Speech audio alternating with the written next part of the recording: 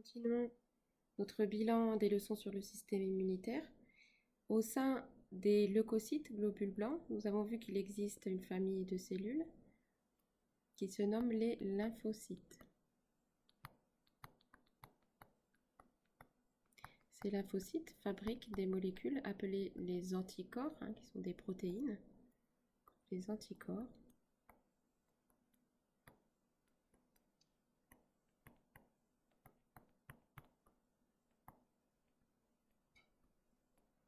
Ces anticorps, nous avions vu qu'ils pouvaient s'attacher spécifiquement à certains types de microbes uniquement. Donc là, je dessine un microbe quelconque qui peut être un virus, une bactérie. Les microbes portent à leur surface des antigènes. On va ici par exemple dessiner avec des petites pointes. Et les anticorps vont se fixer spécifiquement sur les antigènes. Ici, je dessine un anticorps spécifique de ce microbe. Voilà le microbe.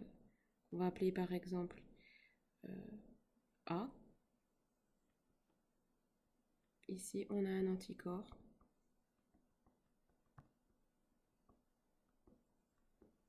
Anti-A. Un anticorps spécifique d'un autre microbe qu'on pourrait appeler anti-B. Voici un anticorps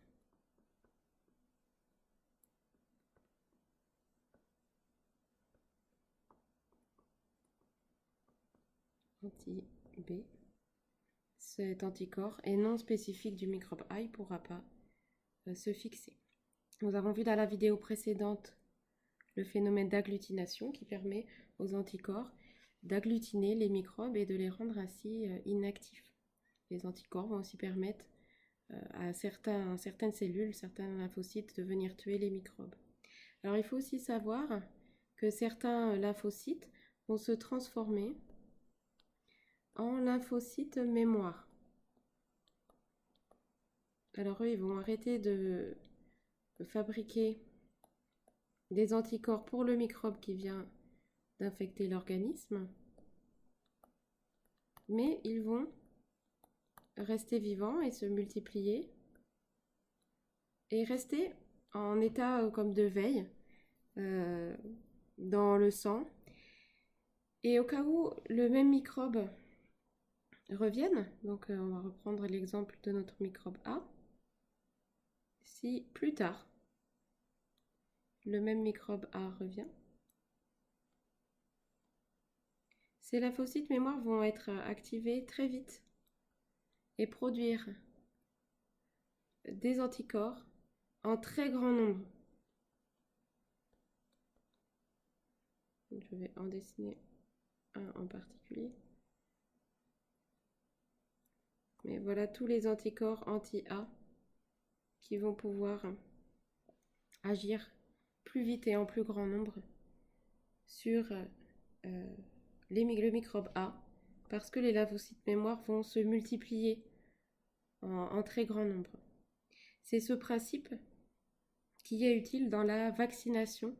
Donc dans la vaccination, on injecte à une personne des antigènes, ou le microbe atténué, on va dire, un microbe, ce n'est plus un microbe, selon les vaccins, on peut avoir seulement l'antigène, on peut avoir un microbe non dangereux.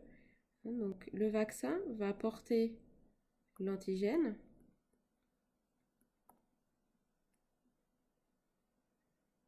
On va le dessiner comme ci pour bien montrer que ce n'est pas un microbe. Ce peut être un ensemble de molécules qui portent l'antigène A.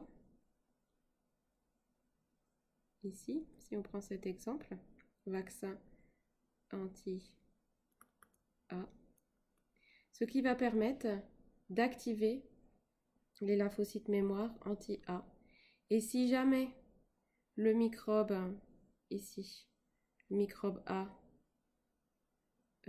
vient, c'est-à-dire si la personne est contaminée par ce microbe, elle va produire plus vite et en plus grand nombre des anticorps contre ce microbe et finalement elle ne va pas tomber malade. Voilà comment fonctionne la vaccination. En mettant en présence l'organisme avec un antigène donné, les lymphocytes vont produire des anticorps contre lui, contre ce vaccin, contre cet antigène. Mais ce qui est encore plus important, c'est que les lymphocytes mémoire vont se multiplier, vont être activés. Et à ce moment-là, quand l'antigène reviendra sous forme avec le microbe, eh bien, les anticorps seront beaucoup plus nombreux. Et la personne ne tombera pas malade.